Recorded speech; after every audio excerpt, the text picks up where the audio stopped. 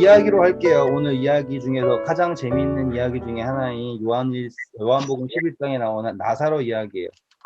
10장은 잠깐 건너뛸게요. 왜냐면 10장은 또 개념하고서 넘어가야 되니까 재밌는 이야기 오늘 할게요. 오늘도 정말로 읽고 싶지 않은 책들을 열심히 읽고 있는데 너무너무 지겨운 거예요. 그 있잖아요. 이렇게 뺑글뺑글 도는 이야기들 계속 읽고 있으면. 그래서 저는 오늘 개념보다는 재미있는 성경 이야기로. 자, 일단 요한복음 11장 와보세요. 그러면 11장의 시작점이 상당히 재미가 있어요. 자, 11장 1절, 2절만 읽어주세요.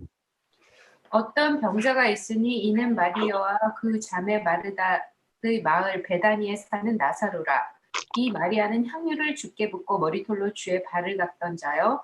병든 나사로는 그의 오라버니더라. 네, 감사합니다. 자, 여기 보시면 일단은 우리가 그전에 했던 거 기억나시죠?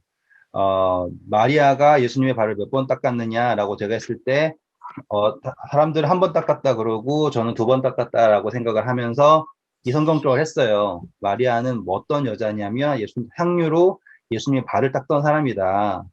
그런데 여기 장면이요. 제가 흥미로운 건요. 우리 그때 마르다랑 마리아 이야기할 때 나사로가 등장했었나요? 안 했었나요? 안 했었어. 안 했었죠.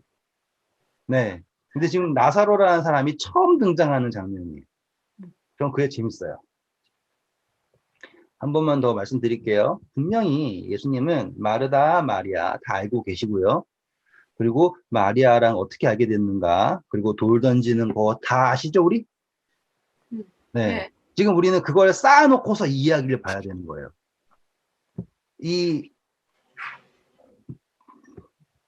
분명히, 탄산수를 마셨더니, 분명히 이 성경에는 음행 중에 잡혀온 여인이 누구다라고 기록되어 있지 않아요. 근데 저희는 지금 그거를 막달라 마리아라고 전제를 하고 하는 거예요.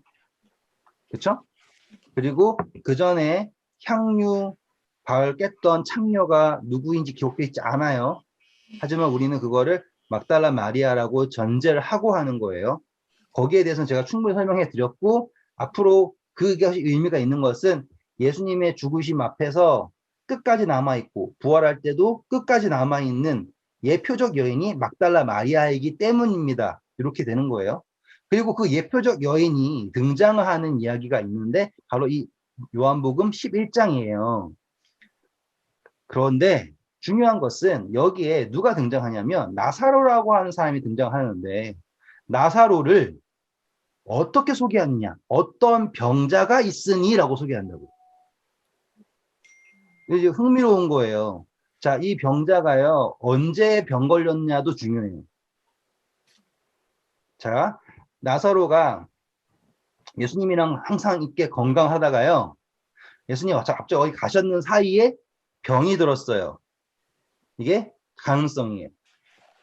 그렇죠? 두 번째는 원래 병자예요.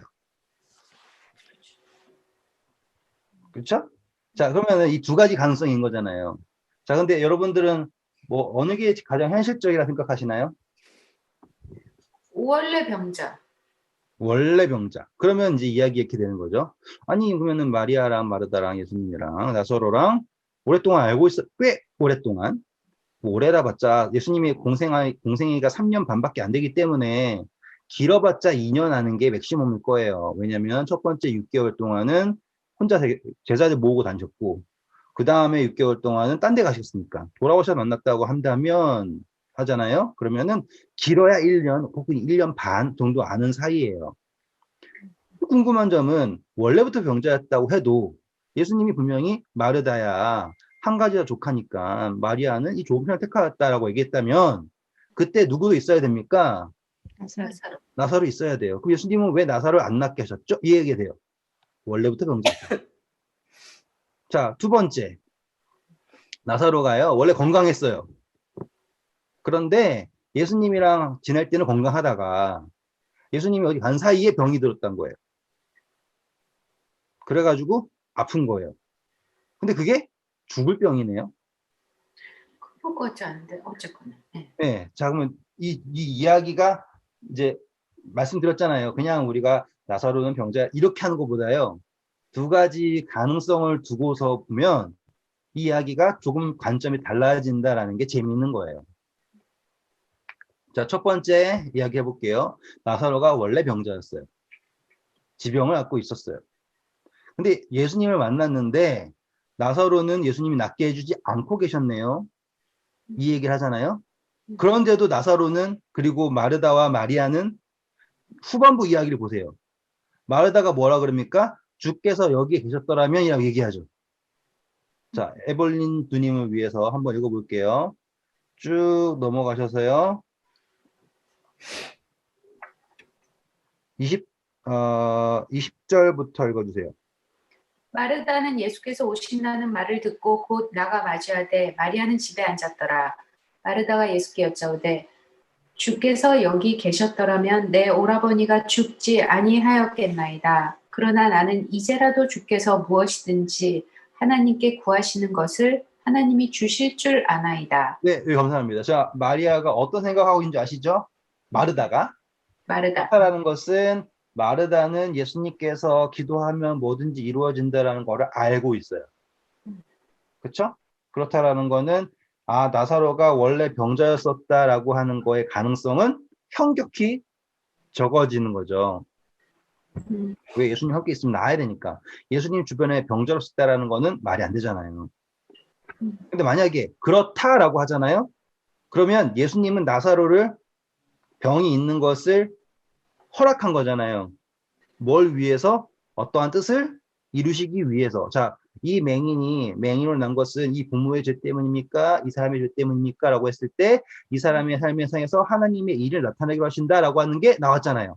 그럼 똑같은 게 나사로에게도 적용이 될 수 있겠네요. 라고 하는 관점을 가지셔야지 이 이야기가 이해가 되는 거예요. 한 번 더 말씀드릴게요. 이 11장에 나와 있는 나사로의 이야기는 우리가 요한복음 9장에 나왔던 날 때부터 맹인이라고 하는 그 이야기와 함께 가지고 가셔야 돼요. 자, 그러면요. 이 이야기는요. 우리에게 아주 다른 관점을 허락해줘요. 그건 뭐냐면 나사로는 병에 걸리든지 걸리지 않았던지 어떠한 운명입니까? 하나님의 죽을 뜻을 수밖에 없는 운명인 거예요. 아시겠죠? 그렇죠. 죽을 수밖에 없는 거예요. 그런데 그의 죽음으로 뭐가 드러납니까? 하나님의 뜻이 드러납니다. 이거예요. 지금 아까 시작하기 전에 이게 먼저 병 걸렸을까요? 나중에 병 걸렸을까요? 제가 한 이유는요. 우리가 생각했을 때 항상 삶 속에서요. 내가 예수님 만나기 전에 힘들었는데 예수님 만나고 달라졌어요. 근데 예수님 만나는데도 힘들어요. 아니, 예수님 만나기 전에 잘 살았는데 예수님 만나고 나서 병 걸렸어요. 지금 이런 이야기들이 있잖아요. 뭐 예수님 만나기 전에는 잘 쫄쫄 굶었는데 예수님 만나고 사업이 잘 됐어요. 혹은 예수님 만나기 사업 잘 됐는데 예수님 만나고 사업이 안 됩니다. 이렇게 할 수 있잖아요. 지금 바로 그 이야기가 이거예요. 지금 나사로라고 하는 사람이 예수님 만나기 전에 병자였는지 아니 예수님 만나고 나서 병이 걸렸는지 이건 뭔지 모르겠지만은 분명히 예수님을 알고 있다라는 거예요. 그리고 그 알고 있는 사람이 그리고 예수님을 믿는 사람이 그리고 예수님이 그의 죽음을 바라보고 눈물까지 흘릴 수 있는 관계가 있는 사람이 뭐 한다? 죽는다라고 하는 이야기가 오늘의 공부의 골자예요. 그러면 왜? 라고 질문을 막 할 거 아니에요. 거기에 답은 어디 있다? 요한복음 9장. 아시죠? 하나님의 일이 그 사람에게서 드러난다라는 거예요. 자, 여기에서 예수님은 나사로의 죽음을 기뻐하십니까? 슬퍼하십니까? 슬퍼하시겠죠? 슬퍼하셨던 것 같은데. 어떻게 생각하시나요? 비통이 여기시고 불쌍히 여기사 이 말이 슬퍼한 건 아닌가? 그러니까 나사로의 죽음을 비통히 여기고 슬퍼한 걸까요? 아니면 사람들이 우는 거. 예수님께서 하시고자 한 하나님의 뜻을 보지 못해서 그러는 걸까요? 이렇게 되는 거예요. 보지 못해서. 전 지금 이 이야기를 하기 전에 골자 흐름 알려드리고 우리가 무엇을 봐야 되는지를 먼저 보여드리는 거예요. 이제 우리는 읽어갈 거예요. 다시 말하면 그 전에 읽었을 때는 와, 나사로가 죽었대. 예수님 뭐 하셨대? 왜 지체하셨을까? 그리고 나서는 예수님 살려줬다니 예수님 대단하시다. 이렇게 간다고요. 그런데 여기에 우리는 이제 인류 전체의 문제를 봐야 돼요. 인류 전체. 우리는 어떠한 운명이에요? 죽을 수밖에 없는 운명이죠. 그쵸? 뭐가 됐든. 예수님 알든지 알지 못했든지 알았든지 몰랐든지. 자, 근데 그 죽음을 통해서 예수님이 누굴 나타낸다? 하나님을 나타낸다라고 하는 거예요. 똑같이 우리도 뭐 할 것이다? 죽을 수밖에 없는 상황이집니다. 그런데 예수님께서 나사로에 나와라 라고 하는 거 똑같이 성경에서 말하겠죠? 그렇죠? 주의 음성을 들을 때가 오겠죠? 언제요? 재림의 때죠. 여기 요 이야기를 이제 여기에서 확인을 하는 거예요. 그래서 이 나사로의 부활이 우리에게 시사하는 의미가 뭔지를 이제 확인을 하시면 이 이야기가 왜 필요한 거구나라는 걸 아시게 되는 거예요. 사실상 이 나사로의 부활 이야기는요, 성경 이야기의 제일 끝이에요. 왜냐하면 예수님께서 십자가에 달리시기 전에 제자들에게 뭘 보여주시는 거냐면 부활이라고 하는 걸 보여주시는 거예요. 그리고 그 부활을 목도한 여자가 있는 거예요. 누굴까요? 막달라 마리아예요. 마르다 목도했죠. 마르다 목도했죠. 마리아 목도했죠. 근데 이거를 받아들이는 게 완전히 다른 거예요. 마르다도 사랑한다고 했지만 안 달려가요. 충분히 갈 수 있는데. 베단이라고 하는 동네가요. 예루살렘에서 멀지가 않아요. 지도 보시면요. 바로 옆이에요. 거의. 그런데 누구는 안 가고 누구는 간다. 이제 그 이야기를 여기에서 보는 거예요. 자, 이제 제가 큰 골자 보여드렸고 우리가 뭘 봐야 되는지 말씀드렸죠? 이제 한 번씩 볼게요. 자, 이제 3절부터 4절까지만 읽어주세요. 5절까지만. 이에 그 누이들이 예수께 사람을 보내 이르되 주여 보시옵소서 사랑하시는 자가 병들었나이다 하니 예수께서 들으시고 이르시되 이 병은 죽을 병이 아니라 하나님의 영광을 위함이요 하나님의 아들이 이로 말미암아 영광을 받게 하려 함이라 하시더라. 예수께서 본래 마르다와 그 동생 나사로를 사랑하시었더니. 네, 감사합니다. 여기에서 제가 말씀했죠? 병이 들었습니다 라고 얘기한 거예요. 그러면은 우리는 두 번째 가정이죠. 예수님 알았지만 병이 걸린 거예요. 그러면 제가 말씀드렸잖아요. 이게 먼저 알았든지 나중에 알았든지 상관없이 결국에 죽는다라는 게 포인트입니다라고 말씀드린 거예요. 그리고 여기에서는 나사로 입장에서를 이제 묵상을 해보시는 거예요. 나사로는 예수님이 어떤 사람이라 그래요? 본래 마르다와 그 동생과 나사로를 사랑하셨다 그러죠. 그러면 나사로도 예수님을 사랑하는 사람이잖아요. 그리고 예수님이 각별한 거예요. 예수님이 다른 누구의 집에 갔다라는 이야기 잘 안 나와요. 그런데 나사로의 집에 갔다라는 이야기 나오잖아요. 그렇죠? 그러면 여기에서 나사로가 병들었을 때부터 나사로는 누굴 찾았겠습니까? 당연히 예수님을 찾았겠죠. 그리고 이걸 알기 때문에 이 여동생들이 예수님한테 사람을 보내죠. 자, 그런데요.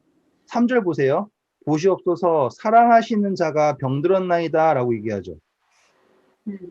그러면은 이 사람들은 이 동생들은요. 누구와 누구의 관계를 믿은 거예요? 나사로와 예수님. 그렇죠. 포인트가 이거예요. 누가 봐도 예수님은 이 사람을 살릴 거다. 그 관계에 대해서 사랑하는 자가 병들었습니다. 전 여기에서 엄청나게 중요한 말씀을 드릴 수 있어요.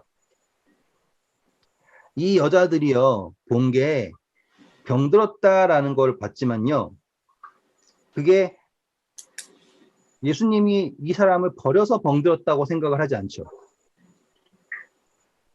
이해되시겠습니까? 여기 되게 중요한 장면이에요. 이 여자들이 예수님에게 당신의 사랑하시는 자가 병들었습니다 라고 얘기했다라는 것 자체가 저는 큰 의미가 있어요. 내가 병들었다면 하나님이 나를 미워하는가 이런 생각을 할 수 있지만 병들었을 때 뭘 더 기억하는 거예요? 사랑하신다라는 걸 기억해요. 그래서 물어요. 예수님에게. 사랑하는 자가 병들었습니다. 자, 그랬을 때 예수님께서 하시는 말씀이 이 병은 죽을 병이 아니라 뭐의 영광이요? 하나님. 네, 자, 그러면 아까 제가 말씀드렸던 것처럼 날 때부터 난 맹인 역시 왜 맹인으로 태어났습니까? 라는 것과 똑같은 접근이죠. 네, 하나님의 영광 때문입니다. 라고 말씀하셨어요. 그런데 하나님의 영광을 위함이요. 하나님의 아들이라고 하면 뭐예요? 예수님. 예수님이죠. 자, 근데 재밌는 거예요. 예수님은 항상 자신을 뭐라고 소개하셨었는데, 인자. 네, 맞습니다. 예수님은 항상 자신을 인자라고 소개했는데, 여기에서는 예수님이 자신을 뭐라고 소개합니까? 하나님의 아들이 영광을 받는다라고 소개하신다예요. 저는 그래서 여기에 엄청나게 많은 별표를 쳐도 무방하다고 생각을 해요. 왜? 하나님의 아들이 영광 받는 시점은 언제인가라는 거가 딱 드러나는 거예요. 그게 언제일까라고 했을 때 우리가 부활할 때 아시겠죠? 우리의 삶 속에서, 우리의 죽음에서, 우리의 부활에서 이렇게 되는 거예요.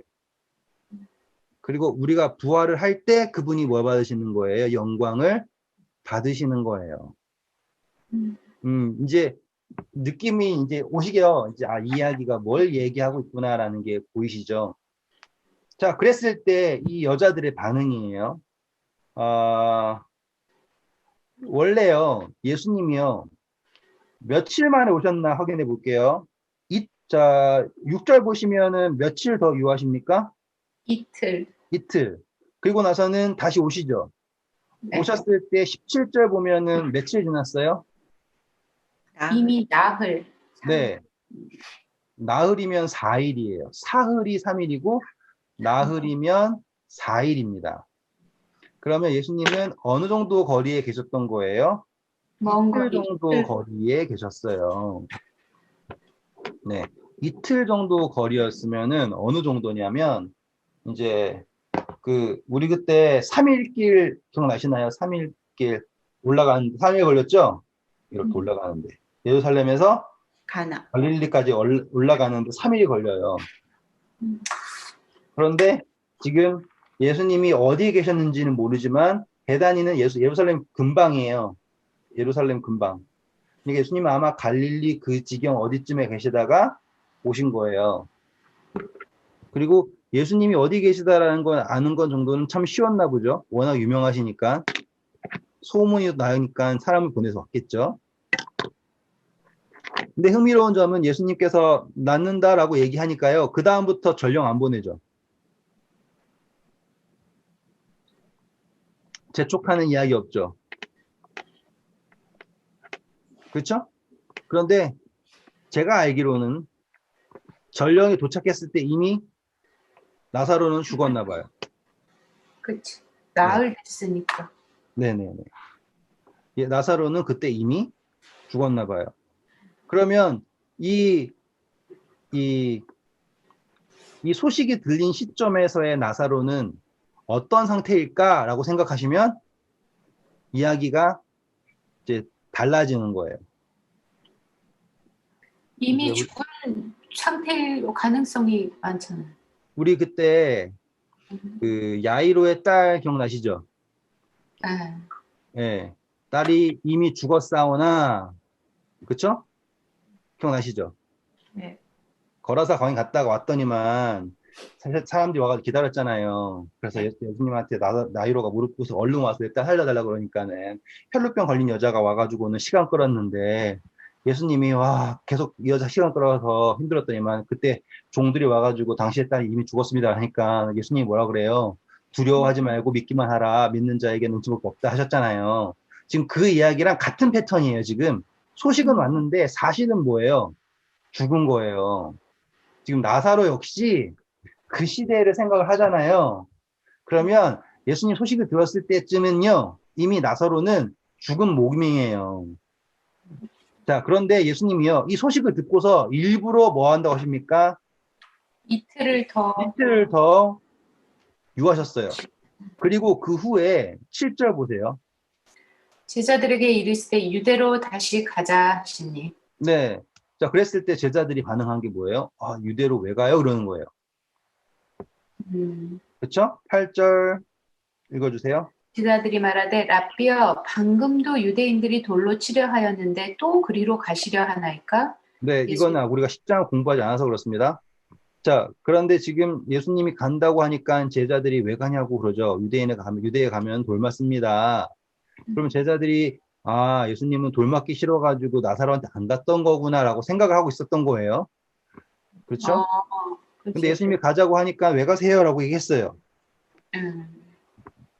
자, 그런데 9절부터 11절까지 읽어주세요. 예수께서 대답하시되 낮이 12시간 아니냐 사람이 낮에 다니면 이 세상의 빛을 봄으로 실족하지 아니하고 밤에 다니면 빛이 그 사람 안에 없는 거로 실족하느니라. 네, 자, 여기까지 하면 합니다. 자, 요 이야기를 알기 위해서는 우린 다시 요한복음 9장 한 번 더 가셔야 돼요.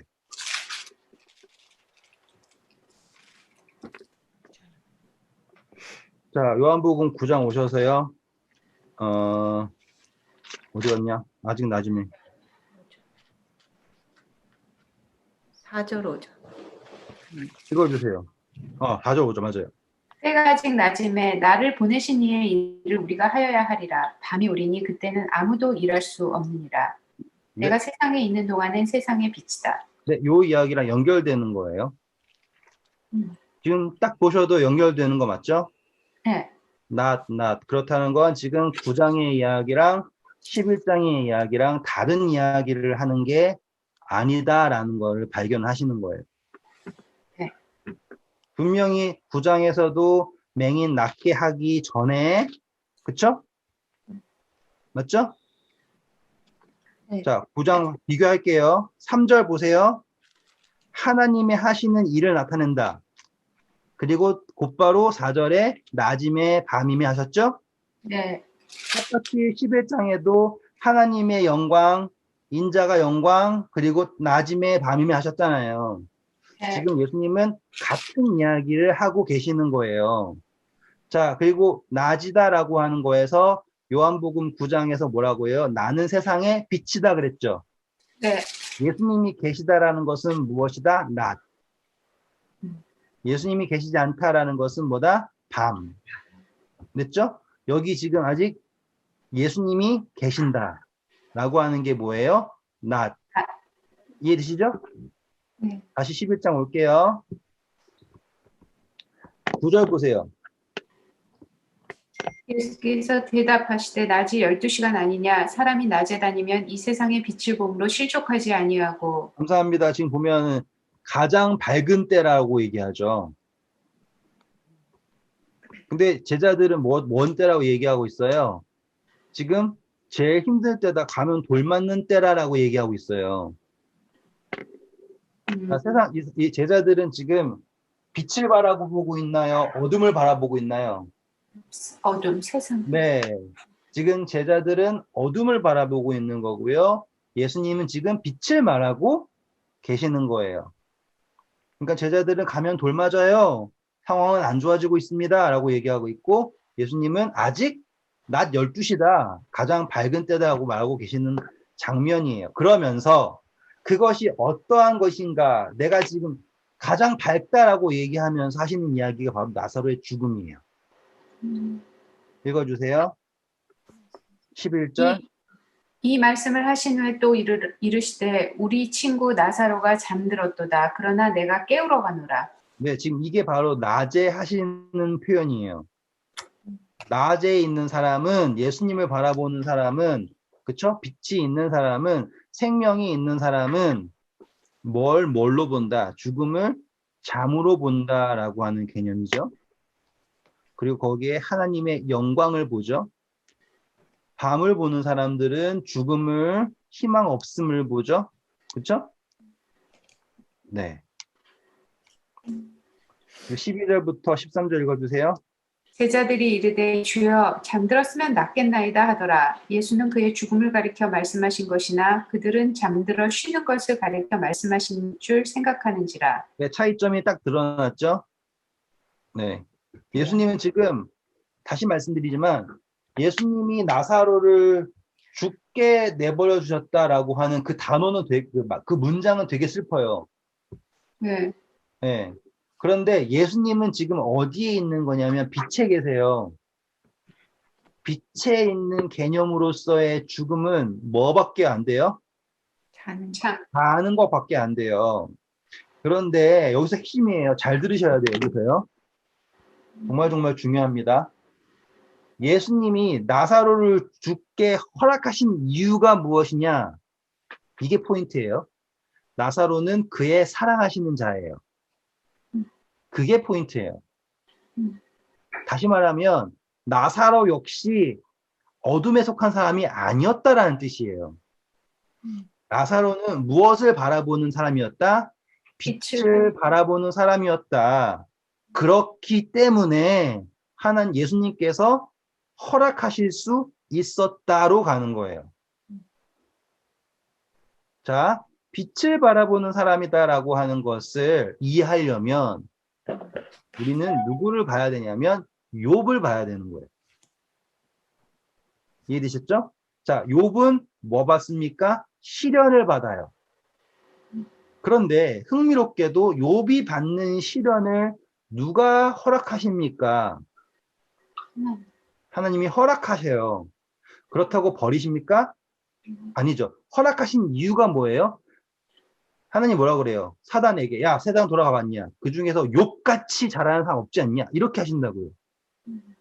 다시 말하면 지금 예수님이 사랑하시던 나사로다라고 하는 게 가장 중요한 거예요. 그 시련이라고 하는 그 죽음을 맞이하는 사실상 갑작스러운 죽음이지 않습니까? 그것을 허락할 만한 대상이요. 나사로였다라는 거예요. 그만큼 사랑하시는 대상이 누구였다? 나사로였다. 왜?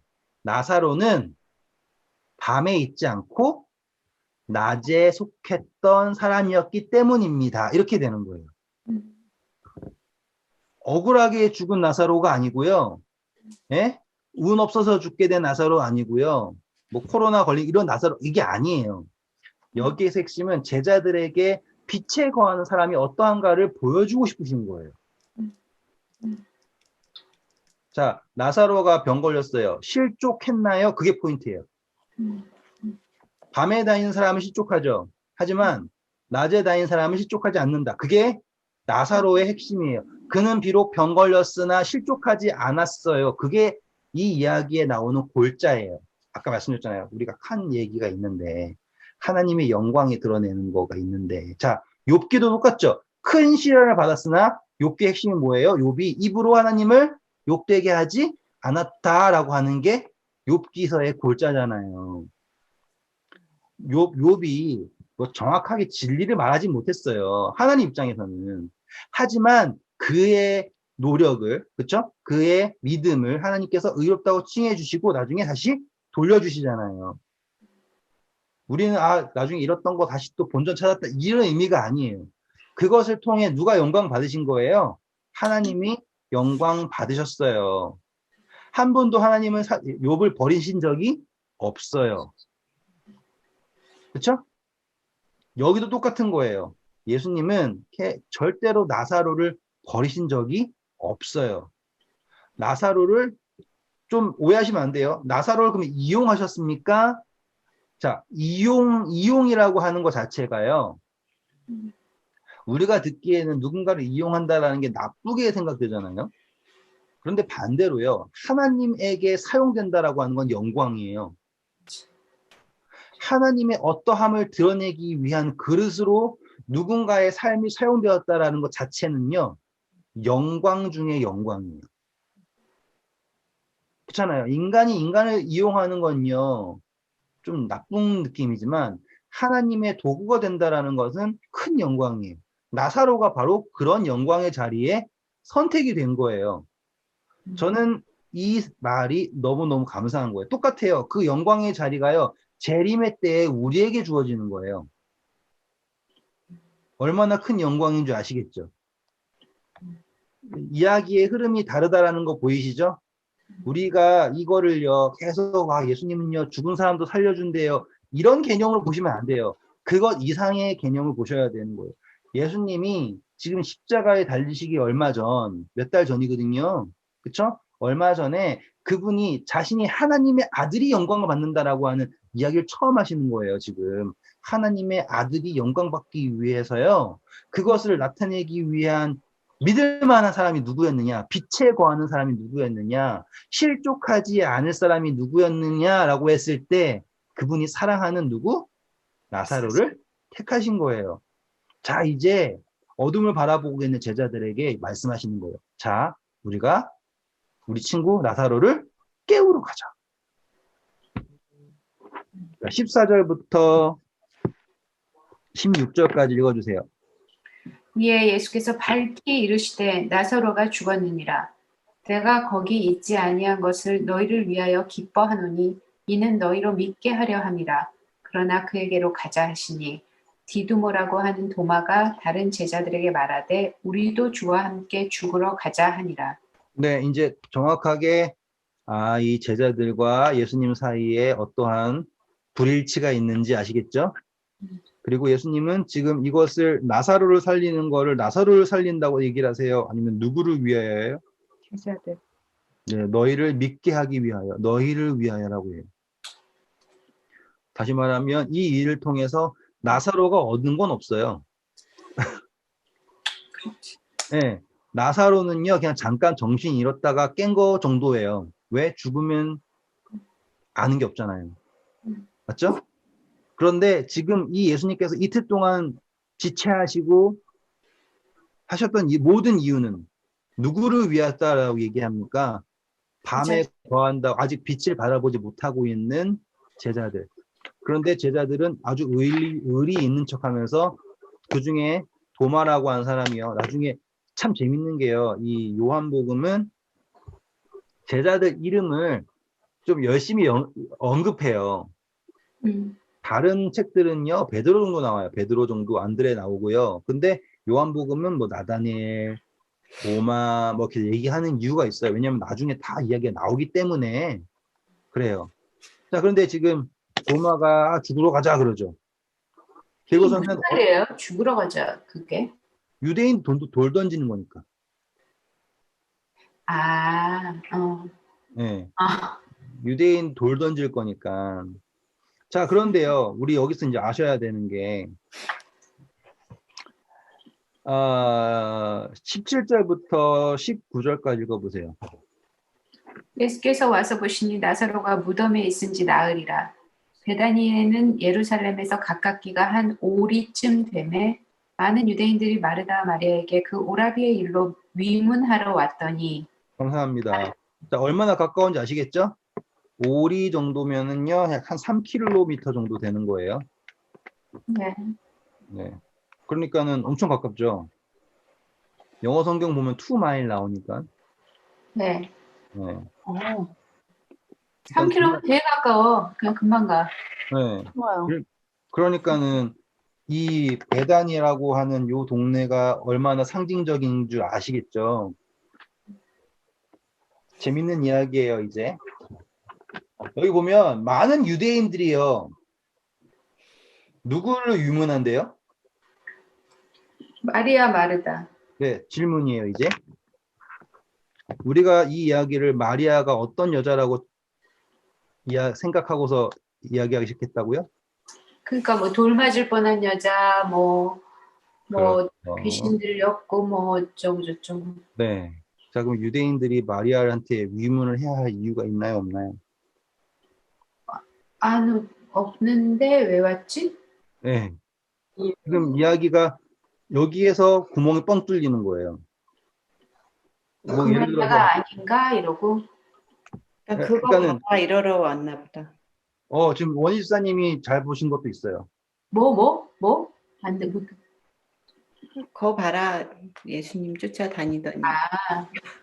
지금 이 이야기를 나사로랑 마르다랑 마리아라고 하는 사람을 아예 생뚱맞은 존재를 해버리면 이 이야기가 의미가 없어져 버려요. 그냥 예수님을 따르던 어떠한 마리아 그리고 어떠한 마르다 나사로라고 하는 어떤 뭐라고 할까 특정이 안 되는 인물들이 있었다. 그 정도밖에 안 돼요. 근데 이 이야기를 이 마리아를 막달라 마리아로 놓고 하잖아요. 그러면 유대인들이요 이 집에 와가지고 슬픔을 할 이유가 없어요. 이해되셨죠? 왜? 유대인들은 누구의 적이에요? 아까 말했죠? 유대인들이 예수님한테 뭐 할 거라고? 돌 던질 거라고 했잖아요. 그러면 그 돌 던질 유대인들이 지금 어디에 와 있다? 막달라 마리아라고 하는 참 어려운 사람의 집에 와서 누구의 죽음을요? 막달라 마리아의 오라버니의 갑작스러운 요절을 위로하러 왔다라는 게 성립이 안 되는 거예요. 뭐 말고는 아까 원희 집사님 말하는 그러한 이야기 말고는. 그리고 지금 이 죽음이 얼만큼 지났어요? 4일이 지났죠. 여기에 대해서요. 이제 사람들이 학설이 되게 많겠죠. 이제 우리나라도 3일장 아시죠? 네. 네. 그래서 3일 정도는 빼놨다가 4일째 이제 3일 마지막에 이제 뭐 3일 천일 이제 무덤에 넣잖아요. 거기에서도 뭐 이랬다 저랬다라고 해요. 근데 저도 당시에 어땠는지 모르지만 이 시체가 부패가 너무 심하잖아요. 그래가지고 이집트처럼 어떠한 향할 수 없으면 그냥 썩어버린대요. 그래가지고 그냥 묻는 게 대부분이다 라고 얘기를 해요. 근데 아까 여기 보시면 4일이 지났다고 해요. 그런데 여전히 사람들이 뭐 하고 있어요? 슬퍼하고 있죠. 그렇다고 하는 거는 나사로가 조금 잘 살았나? 그렇게 이야기하는 분들도 많아요. 왜냐하면 자기 무덤 있잖아요. 그게 엄청난 거죠. 그렇다는 건 뭐예요? 땅도 있다라는 거고요. 그리고 아까 그 아리마대 요셉이 예수님을 자기 무덤에다 했죠. 자, 근데 나사로도 지금 묻혔잖아요. 자기 무덤에. 그렇죠? 돌도 치워야 되는데 불과 몇 킬로밖에 안 돼요? 3km밖에 안 돼요. 그러면은 아리마대 요셉의 무덤은 누구의 무덤보다 가깝다라는 거예요. 베다니에 있는 것보다 가깝다라는 거 아니에요. 지금 그냥 뇌피셜처럼 얘기하는 거예요. 아무튼 이 나사로라고 하는 사람은 어느 정도의 규모가 있는 사람이었구나라는 거를 이해하실 수 있는 거죠. 왜? 서울, 다시 말해 예루살렘을 서울이라 치면 서울 바로 옆에 있는 땅에 그쵸? 도시에 살면서 자기의 무덤이 있을 정도다라고 하면 뭐 이야기 다 했죠. 그러니까 예수님이 지나다니시면서 그 집에서 유하실 수도 있는 거예요. 자, 그러면 이제 두 번째 가능성이 나와요. 아, 나사로가 부자였구나. 그래가지고 부자여서 사람들이 와서 위문을 할 수 있었겠구나라고 하는 이야기가 나오는 거예요. 자, 그러면 이제 아까 막달라 마리아의 시점에서는 어떻게 됐나 보자라고 오는 것도 되고요. 그렇죠? 지금 나사로가 부자였다라고 하는 개념에서는 아, 사람들이 정말 나사로한테 부자여서 왔구나라고 할 수도 있는 거예요. 이제 제가 그 모든 가능성을 설명해 드렸어요. 그런데요, 저는 나사로가 부자였다라고 하는 것보다 저는 오히려 나사로와 마르다와 마리아가 예수님의 찐 추종자였다라는 거에 더 집중을 해요. 저는 오히려. 그래서 여기에서 사람들이 예수님이 하는 말 뭐예요? 저가 쭉 넘어가셔서요.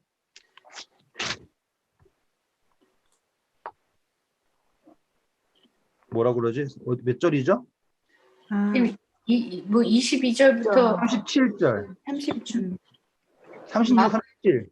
그중 어떤 이는 말하되 맹인의 눈을 뜨게 한 이 사람이 그 사람은 죽지 않게 할 수 없었더냐 하더라. 네, 지금 요 이야기가 있기 때문에 제가 더 집중하는 것은 아까 첫 어, 번째 이야기를 더 집중을 하는 거예요. 음,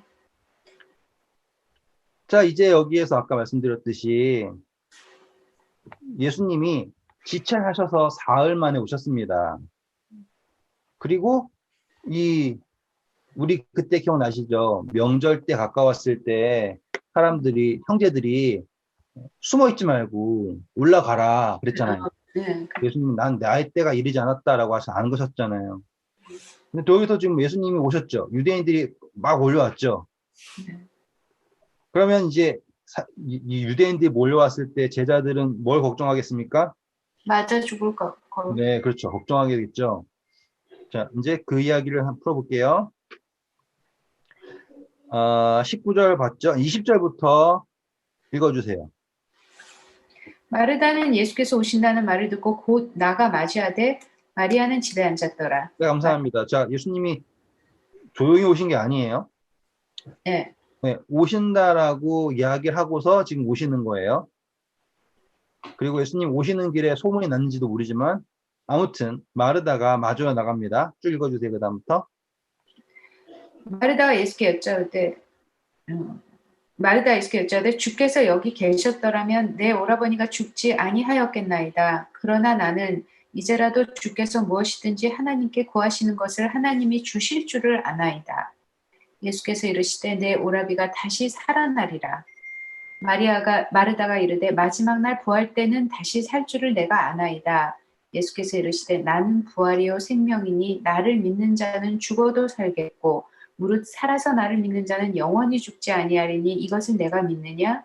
이르되 주여 그러하외다. 주는 그리스도시요 세상에 오시는 하나님의 아들이신 줄 내가 믿나이다. 이 말을 하고 돌아서서 가만히 그 자매 마리아를 불러 말하되 선생님이 오셔서 너를 부르신다 하니 마리아가 이 말을 듣고 급히 일어나 예수께 나가매 예수는 아직 마을로 들어오지 아니하시고 마르다가 맞이했던 곳에 그대로 계시더라. 감사합니다. 자, 여기 저희가 15분밖에 안 남았거든요. 제가 좀 서두를게요. 여기에서요, 재밌는 점은요, 마르다가 와가 예수님 부탁을 해요. 근데 예수님이요, 들어주세요, 안 들어주세요? 뭘 들어줘요? 그냥 들어줬는데 안 들어줬다고 생각하죠. 지금 마르다가 와가지고는 예수님 만났으면 마르다 만약에 믿음이 있는 사람이잖아요. 그랬으면 어떻게 해야 되냐면요, 말로만 하면 안 돼요. 무덤으로 가지. 그렇죠. 라고 근데 지금 이 여자가요, 보니까 자기가 안 통하는 것 같으니까요, 예수님 말이 안 불렀죠? 표현에서는. 근데, 내가 안 통하는 것 같으니까 잽싸게 집에 들어가가지고요, 야, 예수님 너 찾는다. 그러니까 마리아가 와가지고 너가 얘기해봐. 이렇게 되는 거예요. 지금 뉘앙스를 보시면 돼요. 근데 여기 정말로 중요한 점은요, 여기 할 게 너무 많지만, 마르다가 집중한 건 뭐냐면요, 계셨으면 안 죽는다예요. 그쵸? 근데 예수님은요, 안 죽는다가 아니잖아요. 그쵸? 죽어도 산다라는 거예요. 근데 그랬잖아요. 나는 이제라도 주께서 무엇이든지 하나님한테 구하시는 것을 들어주실 거라고 믿는다고. 그렇죠. 맞아요. 네. 예, 근데 그거에 했을 때 그 여자 거기 안 있고요. 가가지고는 누구를 부른다고요? 마리아를 불러가지고 마리아한테 하게 하는 거예요. 지금 예수님이 이제라도 뭐 해줄 거 믿는데 그 이제라도 하는 게요. 죽은 자 살리는 거는요. 언제 한다 그래 마르다가요. 마지막에. 네, 그러니까 지금 당장 사는 건 안 믿는 거예요. 그렇지. 믿을 수가 없지 않나? 네. 그렇죠. 지금 마르다가 구하는 건요. 이제라도 우리 가정이 먹고 사는 거라든지 내가 필요한 거라든지 우리 뒷바라지라든지 그런 것들이 있죠. 그러니까 당신 우리 사랑했잖아요. 그러니까는 나 좀 채워주세요. 이런 거지. 당장 예수님이 말씀하시는 나사로가 살 것이다라는 거를 믿지 않는 거예요. 그거를 어디다가 두는 거예요? 저기 뒤에다가요. 예수님 정말 당신은 하나님의 아들이시고요. 오시는 메시아고요. 막 얘기를 하는데요. 당장 예수님께서 말씀하시는 그 지금의 부활은요. 믿지 않는 거예요. 그리고 예수님이요. 자기가 생각하는 것과 다르게 말씀을 하시니까 누구를 보내는 거예요? 야, 마리아, 너라도 가서 뭔가 좀 다르게 얘기해봐라. 이렇게 되는 거예요. 지금 마르다에게는 나사로는 어떤 존재냐면요. 죽은 존재예요. 다시 말하면 돌이킬 수 없는 존재인 거예요. 그리고 그가 말하는 거는 뭘 바라본다고요? 예수님 다시 오실 때. 그때 살 걸 믿습니다. 이렇게 얘기한다고요. 차이를 아시겠죠? 그리고 더 제일 중요한 차이는 예수님이 계시지 않았다면 죽지 않았다라고 하면 뭐예요? 예수님이 안 계셨으니까 죽은 거다라고 하는 거죠. 네, 그게 참 무서운 생각이에요. 정말 무서운 생각인 거죠. 근데 결국은 마리아도 똑같이 얘기했는데 마리아의 믿음은 마음이 달랐던 건가? 마리아도 똑같이 예수님이 여기 계셨더라면 안 죽었을 텐데요. 이랬잖아요. 그렇지 않으면. 네, 지금 이제 그 얘기 갈 거예요. 이렇게 월반하지 마시고요. 저도 지금 열심히 시간이 없어 연락에 올라가고 있는 중이에요. 여기에서 지금 계속 확정적으로 말씀해야 되는 거는 이 생각이 어둠에 있는 생각이에요. 기본적으로. 예수님이 계셨으면 안 죽는 거고요. 예수님이 안 계시면 죽는 거예요라고 하는 건요. 뭐냐면 예수님이라고 하는 것 자체가 존재의 분리 요거죠. 이거. 예수님이 여기 있으면 못한다는 뜻이에요.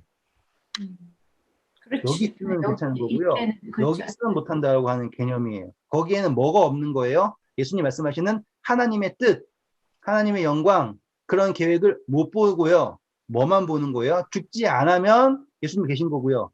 죽으면 예수님이 안 계신 거예요. 요 논리로 갔다 이 말이에요. 자, 아무튼 이제 마리아가 달려옵니다. 쭉 와서요. 29절부터 읽어주세요. 마리아가 이 말을 듣고 급히 일어나 예수께 나가매 예수는 아직 마을로 들어오지 아니하시고 마르다가 맞이했던 그곳에 그대로 계시더라. 마리아와 함께 집에 있어 위로하던 유대인들은 그가 급히 일어나 나가는 것을 보고 곡하러 무덤에 가는 줄로 생각하고 따라가더니 마리아가 예수 계신 곳에 가서 배웠고 그 발 아래 엎드려 이르되 주께서 여기 계셨더라면 내 오라버니가 죽지 아니하였겠나이다 하더라. 예수께서 그가 우는 것과 또 함께 온 유대인들이 우는 것을 보시고 심령에 비통히 여기시고 불쌍히 여기사 이르시되 그를 어디에 두었느냐 이르되 주여 와서 보옵소서 하니 예수께서 눈물을 흘리시더라. 감사합니다. 자, 여기에서 지금 마리아가 와서 눈물을 흘리면서 똑같은 얘기를 하죠. 네. 계셨으면 안 죽었다. 그랬더니만 마리아만 와서 그래요? 유대인들도. 네, 와가지고는 다 우는 거예요. 그러니까는 지금 예수님이요. 아까 말씀드렸죠. 낮에 거하는 사람을 볼 수가 없는 거예요.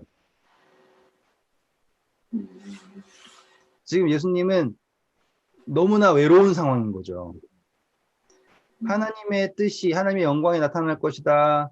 그리고 전령에게도 이 라사로의 병은 죽을 병이 아니다. 그쵸? 다 말씀하셨잖아요. 그런데 지금 그 빛 가운데 낮에 거하는 사람이 아무도 없는 거예요. 믿을 사람은 이제 죽었다 깨어날 나사로밖에 없는 거예요. 그분이. 예수님 우시죠. 그런데 성경에서 예수님 우신다라고 하는 게 누가복음 19장 41절에 예수님께서 뭘 보고 오세요? 예루살렘을 보고 오시죠. 그렇죠? 그 울음과 같은 의미예요. 지금. 여기서 우시는 게 좀 이상했어 나도. 좀 슬프죠. 엄청나게 슬픈 거죠. 지금.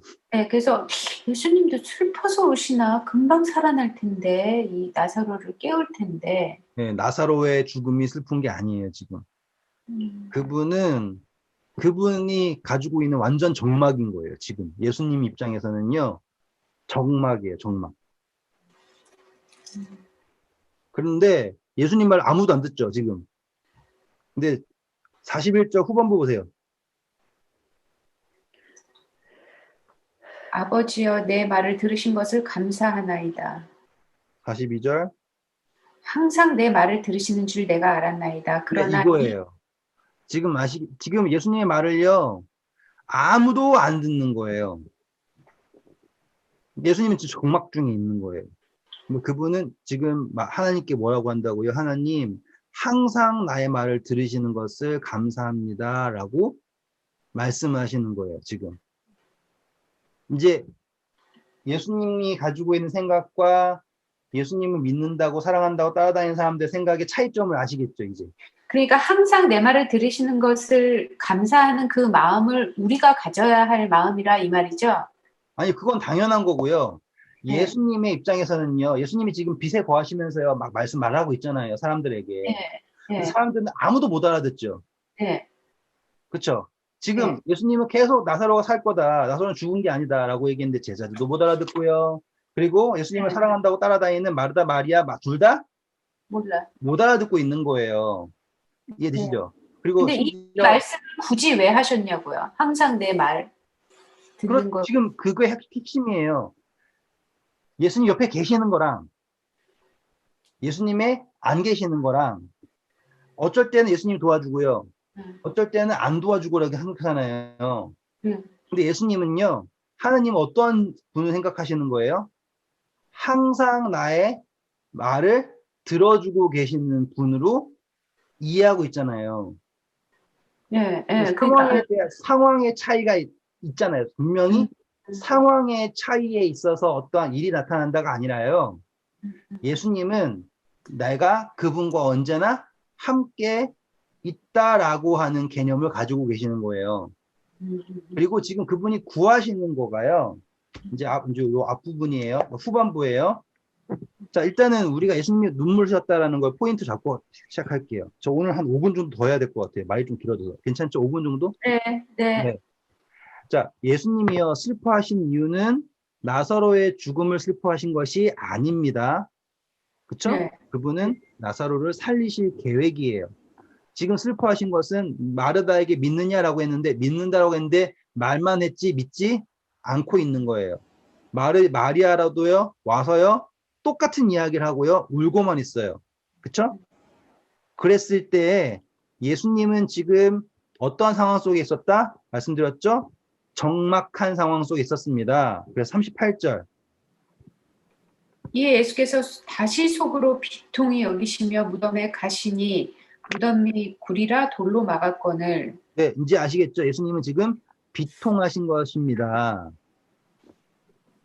생명이 있는데 예수님 앞에 슬퍼한다는 것 자체가 너무 슬픈 일 아닐까요? 전 똑같은 이야기를 해드릴 수 있어요. 제가 예를 들어서 밥을 할 수가 있어요. 네? 할 수 있는 능력이 있어요. 그런데 제 아들이 제 앞에서요, 밥 주세요, 밥 줄 사람이 없어요 라고 울고 있는 거랑 똑같은 거예요.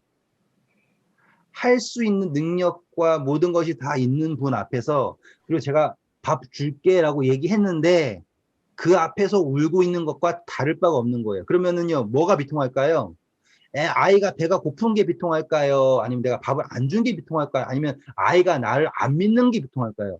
아이가 나를 모르는 게 비통. 그렇죠. 여기 이제 이해되시겠죠? 네. 자, 그랬을 때 39절부터 읽어주세요.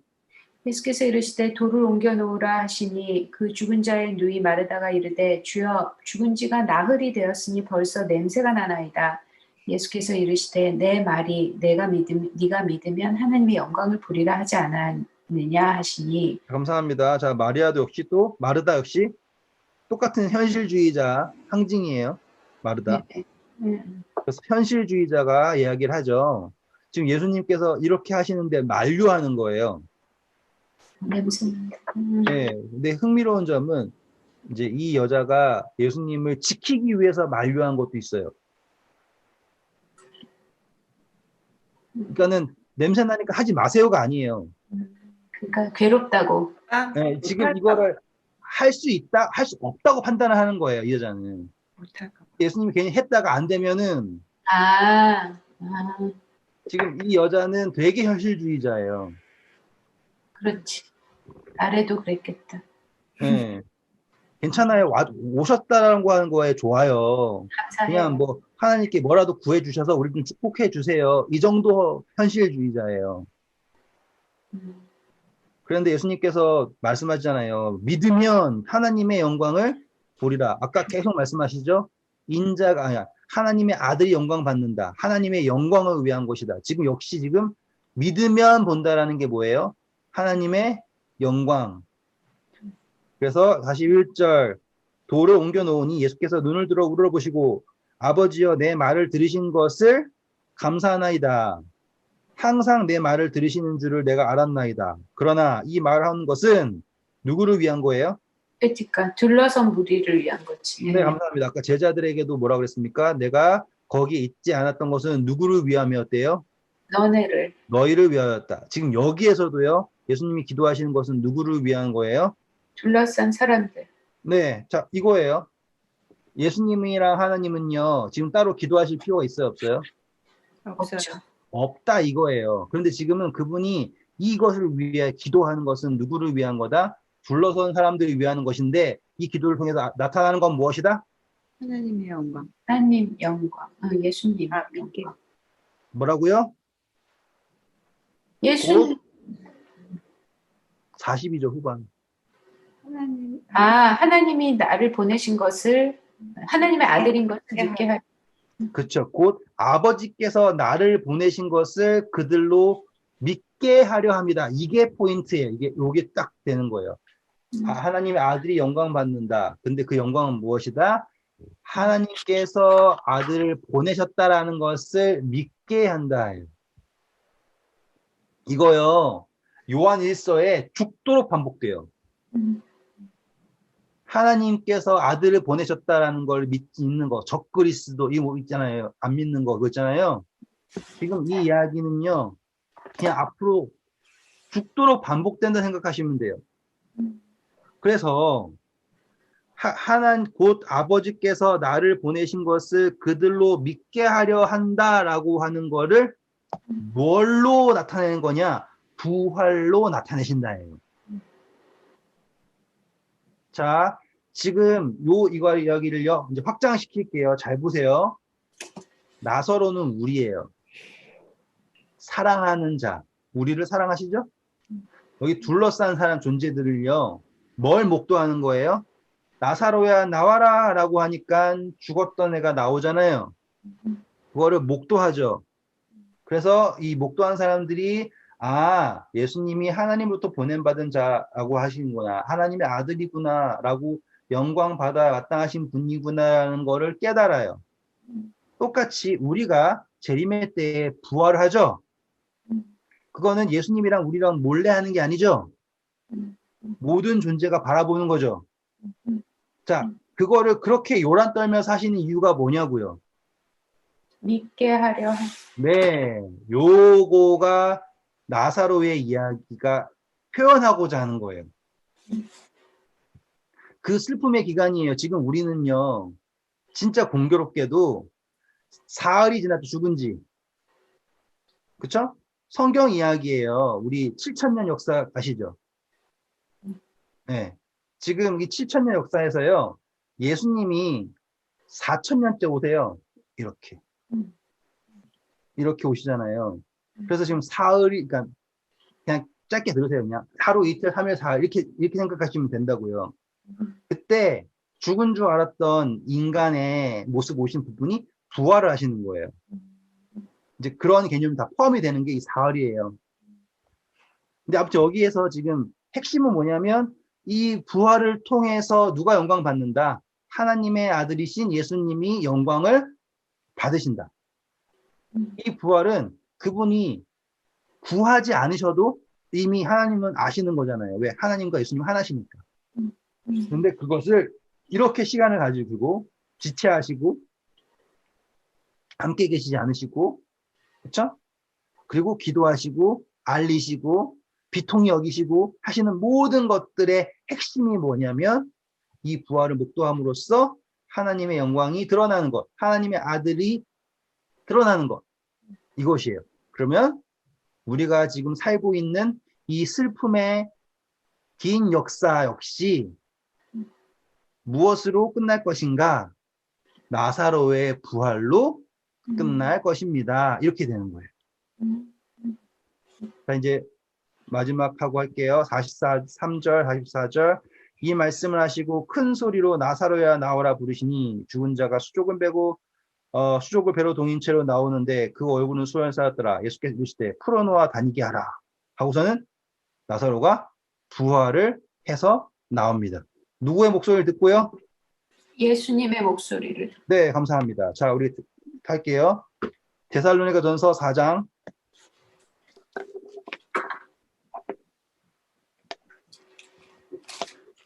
16절 보시면 똑같은 이야기가 나옵니다.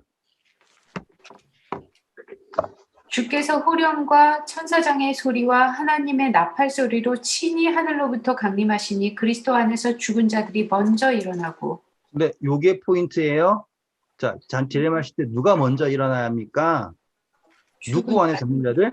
그리스도 안에서 잠든 자들.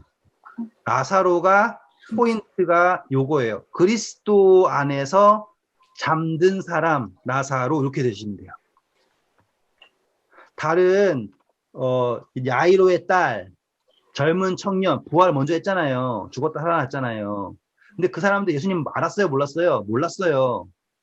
네. 그래서 예수님을 곤동 살린 사람들이에요. 근데 나사로는요, 뭘 상징하냐면 그리스도 안에서 잠든 자들을 상징하는 게 나사로예요. 그래서 나사로의 죽음이 그렇게 중요한 겁니다. 네, 오늘 여기까지 하겠습니다. 정확하게 5분 지났어요. 난 정말 하여간에 시간은 칼이야. 딱 5분, 맞게 5분 지났습니다. 좋은 밤 감사합니다. 되시고요. 내일 봬요. 감사합니다. 바이. 네.